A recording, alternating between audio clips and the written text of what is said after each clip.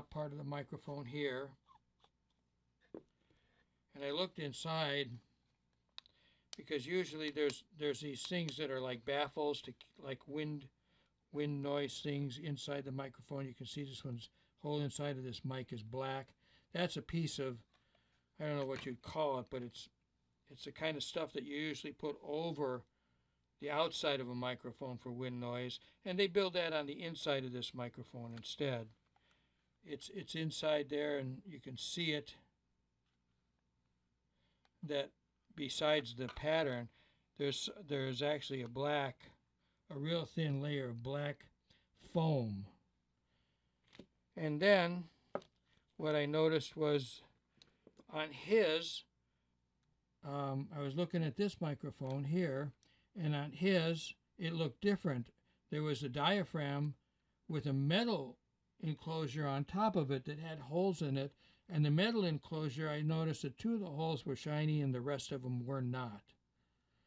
And so what I've determined is that these were just old enough, and there's a little difference in this black material. I'm going to take this off and let's see, because the other ones I've already fixed, and I thought maybe I would show you this. This is no longer viable. This is powdery.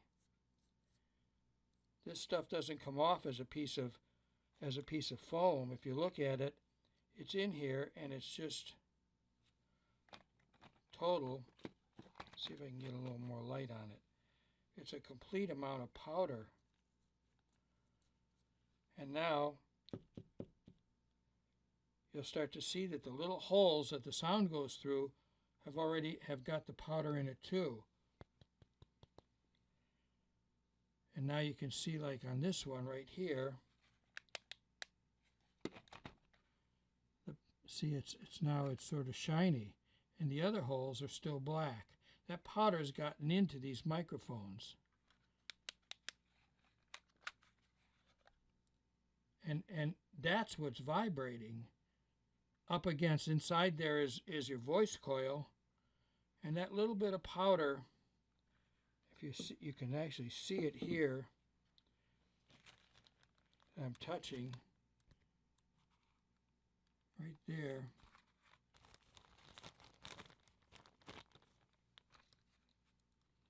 That powder right there has been inside these microphones, and when you get up close to them and you start breathing hard into the microphone, it rattles. So I'm going to go ahead and I'm going to blow on this a little bit, and I'm going to blow this out. I used a low pressure air hose and I blew out this microphone, and now you can see better out what's going on. There's your entrances now, and you can see one of them is still blocked and the other ones are now open. So that seriously cut down the effectiveness of the microphone. It's an unusual design. I'm going to blow it out a little bit more and try not to damage anything in there. So anyhow, now you can see that all the little holes are open and clear. And behind that is the voice coil, a pickup of some sort. So I've still got inside, I'm leaving this because I don't think that was what was on that voice coil. I think that was a separate piece of foam that really went to hell.